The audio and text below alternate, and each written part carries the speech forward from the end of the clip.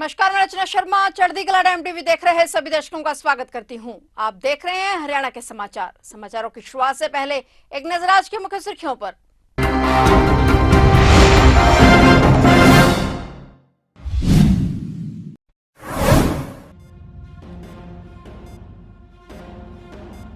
हरियाणा के कई जिलों में ईडी की दबिश, 72 घंटे चला सर्च अभियान, लग्जरी कारों सहित कैश किया बरामद।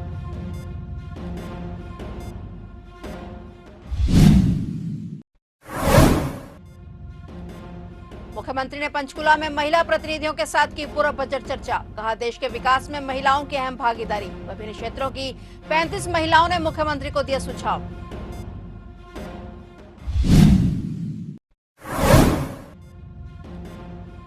मुठभेड़ में ढेर हुआ एक एसआई का बदमाश बेटा। 2017 में मधुबन पुलिस अकादमी में हुई थी पिता की मौत। यूपी के शामली में एसटीएफ और बदमाशों के बीच एनकाउंटर।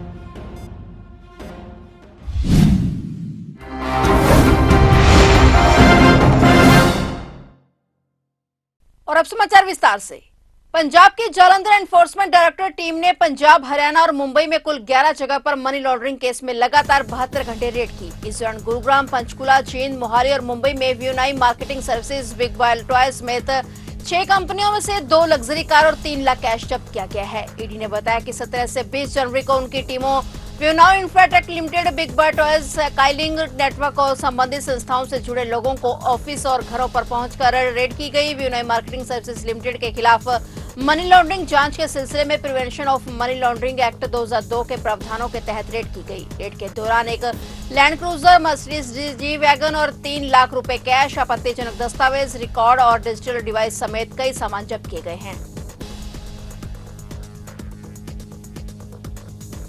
मुख्यमंत्री नायब सिंह सैनी ने पंचकुला में आयोजित पूर्व बजट परामर्श बैठक में महिलाओं को संबोधित करते हुए कहा कि उन्हें विश्वास है कि माता बहनों द्वारा आज दिए गए सुझाव आगामी बजट में महिलाओं को सशक्त और मजबूत बनाने में अहम भूमिका निभाएंगे। बजट परामर्श में विभिन्न क्षेत्रों में अग्रणी भूमिका निभाने वाली 35 महिलाओं ने भाग लिया और मुख्यमंत्री को अपने सुझाव दिए। सुझाव देने वाली महिलाओं में आंगनवाड़ी कार्यकर्ता, स्वयं सहायता समूह, ड्रोन दीदी, लखपति दीदी, एनजीओ, प्रगतिशील महिला, किसान और महिला उद्यमी शामिल थे। और इनके अलावा स्वामी विवेकानंद जयंती पर नई दिल्ली में आयोजित प्रधानमंत्री के कार्यक्रम विकसित भारत यंग लीडर्स के में भाग लेने वाली हरियाणा की युवतियों ने भी अपने सुझाव दिए। मुख्यमंत्री ने कहा कि प्रधानमंत्री ने देश के विकास में महिलाओं की भागीदारी सुनिश्चित करने और उन्हें नेतृत्व के अवसर प्रदान करने के लिए 2029 के लोकसभा और राज्य विधानसभाओं में महिलाओं के लिए 33% आरक्षण का प्रावधान किया है। और उन्होंने कहा कि हरियाणा सरकार का भी प्रयास है कि महिलाएं सशक्त और आत्मनिर्भर बने। इस उद्देश्य को हासिल करने के लिए राज्य सरकार द्वारा अनेक महत्वाकांक्षी कदम उठाए गए।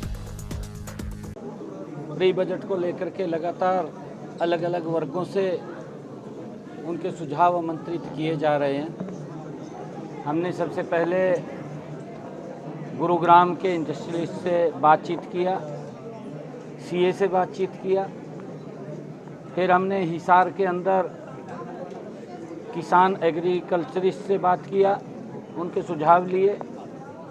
और फिर हमने जो हमारे एफपीओज़ हैं उन किसानों से हमने बात किया।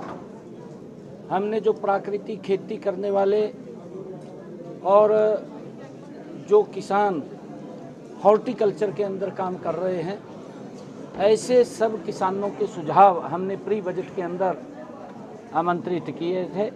बहुत अच्छे सुझाव दिए हैं। आज यहाँ पंचकुला के अंदर हमारी जो महिला उद्यमी हैं या हमारी प्राकृतिक खेती करने वाली महिलाएं हैं, हमारी ड्रोन दीदी हैं या हमारी सेल्फ हेल्प ग्रुप की बहनें हैं, जो आदरणीय प्रधानमंत्री जी ने जो एक महिलाओं को सशक्त करने का अभियान मजबूती से छेड़ा हुआ है, हमारी लखपति दीदी उसके अंदर आई हैं। आज इन सब बहनों के बहुत अच्छे सुझाव आज इस प्री बजट कंसल्टेशंस के अंदर इन बहनों के आए हैं। हमें पूरा विश्वास है कि जो इनके सुझाव आए हैं वो बजट के अंदर समाहित होंगे और हमारी इन सब बहनों को, चाहे हमारी एग्रीकल्चरिस्ट बहन है, हमारी उद्योगपति बहन है या प्राकृतिक खेती करने वाली बहन है, हमारी ड्रोन दीदी है हमारी लखपति दीदी है, सेल्फ हेल्प ग्रुप की हमारी बहनें हैं, उनके जो भी अच्छे सुझाव आए हैं उन सुझावों को हम बजट के अंदर समाहित करके उनको लाभ मिले और मजबूत और सशक्त हों, ये हमारी सरकार का ध्येय है। यूपी के शामली में एसटीएफ ने 4 बदमाशों को मुठभेड़ में मार गिराया है। इनमें एक बदमाश करनाल के मधुबन के अशोक विहार कॉलोनी का रहने वाला था। उसके पिता हरियाणा पुलिस में सब इंस्पेक्टर के पद पर कार्यरत थे। 2017 में उसके पिता की बीमारी के कारण मौत हो गई थी। वह मधुबन पुलिस अकादमी में ही तैनात थे। फिलहाल बदमाश सतीश अपने 2 बेटी और मां के साथ रह रहा था और वह मूल रूप से सोनीपत के गांव शेखपुरा का रहने वाला था। सतीश के क्रिमिनल रिकॉर्ड के बारे में भी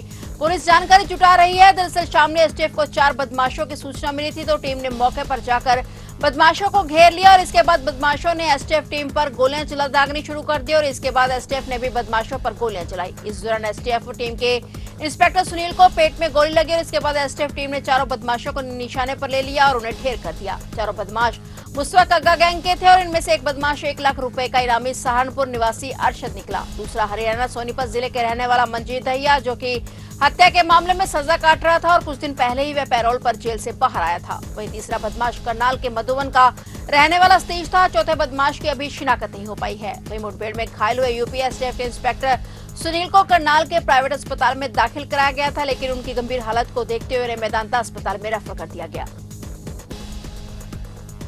हरियाणा की विभिन्न खापों की चुनी हुई कमेटी की बैठक में फैसला लिया गया है कि आंदोलन को एक सूत्र में बांधने के लिए 26 जनवरी को ट्रैक्टर मार्च में हिस्सा लिया जाएगा। खापों ने ऐलान किया है कि किसानों की मांगे पूरी नहीं होने पर 14 फरवरी के बाद पूरे देश में बड़ा आंदोलन किया जाएगा। केंद्र सरकार समय रहते किसानों की प्रस्तावित मांगे पूरी करे। जाट धर्मशाला में खापों की बैठक के बाद मीडिया से बातचीत में महम चौबीसी खाप के प्रमुख प्रतिनिधि रामफल राठी ने कहा कि एसकेएम की राष्ट्रीय मीटिंग 24 जनवरी को हो रही है और एसकेएम के नेता किसानों की भलाई के लिए संयुक्त रूप से आंदोलन का कार्यक्रम तय करें ताकि किसानों की प्रस्तावित मांगे पूरी हो जाएं। खाप कमेटी के कोऑर्डिनेटर सतीश चेयरमैन ने कहा कि हरियाणा सरकार नई कृषि नीति मसौदा को पंजाब सरकार की तर्ज पर रद्द करने का काम करे।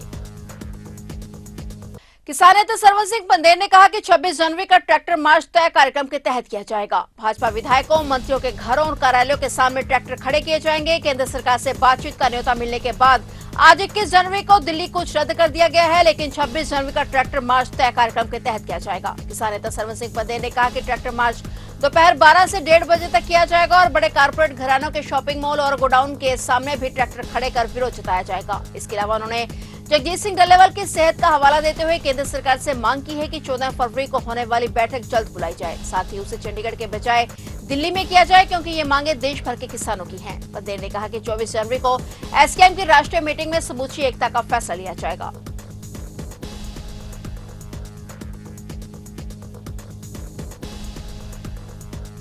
चंडीगढ़ में नगर निगम के चुनाव को फिलहाल टाल दिया गया है और इसे लेकर पंजाब हरियाणा हाईकोर्ट ने चंडीगढ़ नगर निगम के मेयर, सीनियर डिप्टी मेयर और डिप्टी मेयर के चुनाव को लेकर फैसला सुनाया है। पहले यह चुनाव 24 जनवरी को होने वाले थे, जिन्हें फिलहाल के लिए अभी स्थगित कर दिया गया है। अब हाईकोर्ट ने आदेश दिया है कि नगर निगम के चुनाव 29 जनवरी के बाद कराए जाएं। जानकारी के मुताबिक वर्तमान मेयर कुलदीप कुमार ने हाईकोर्ट में याचिका दायर की थी। उनका कार्यकाल 20 फरवरी को पूरा हो जाएगा। उन्होंने कहा कि कार्यकाल पूरा होने के बाद ही चुनाव होने चाहिए। हालांकि कोर्ट ने कहा कि पिछले चुनाव 30 जनवरी को हुए थे, इसलिए चुनाव 29 जनवरी के बाद कराए जाएंगे।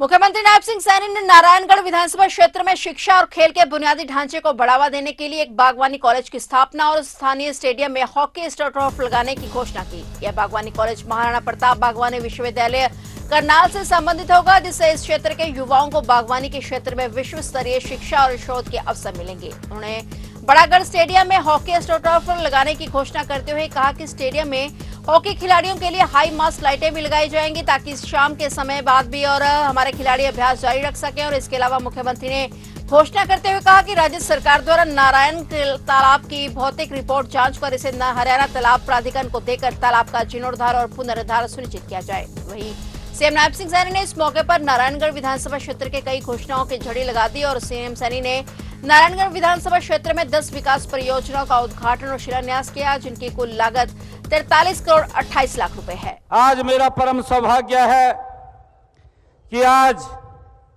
नारायणगढ़ में लगभग 43 करोड़ रुपए की लागत के विकास कार्यों के उद्घाटन और शिलान्यास करने का मुझे अवसर मिला है। मैं इसके लिए आप सबका बहुत बहुत धन्यवाद भी करता हूं, आप सबको बधाई भी देता हूं। इस रैली के आयोजन का हमारा मकसद सीधा आप लोगों से जुड़ना है। यह रैली इस इलाके के विकास के मामले में अग्रणी बनाने में ये कारगर सिद्ध होगी। मुझे इस बात का बड़ा गर्व है। जैसा मैंने बताया भी है कि हमने आज यहां पर लगभग 43 करोड़ 28 लाख रुपए से अधिक के विकास कार्यों के 10 परियोजनाओं के उद्घाटन व शिलान्यास किए हैं, जिनमें 22 करोड़ 23 लाख रुपए की लागत की 7 परियोजनाओं के उद्घाटन हुए हैं और 21 करोड़ 5 लाख रुपए की लागत की 3 परियोजनाओं का शिलान्यास किया है, जिसका लाभ नारायणगढ़ के क्षेत्र के यहाँ के सभी महानुभाव को मिलेगा। मुझे खुशी है कि आज जो बदौली मार्ग है और सादिकपुर रोड है और अम्बली महुआ खेड़ी रोड है, रायपुर रानी से संगरानी रोड है, इस विधानसभा क्षेत्र की चौड़ी और मजबूत 4 सड़कों का आज उद्घाटन करने का मौका मिला है।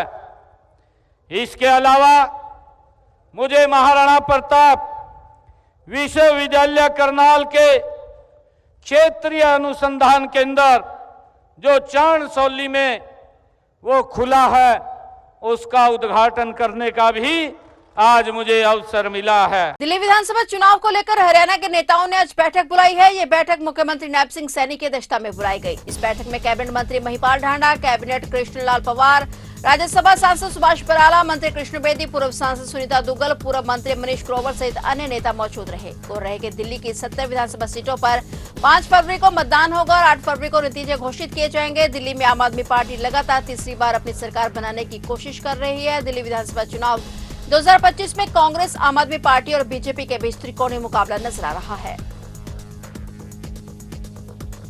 तो आप देख रहे थे हरियाणा के समाचार और नए समाचारों के साथ फिर से हाजिर होंगे। तब तक के लिए देखते रहिए चढ़ती कला टाइम।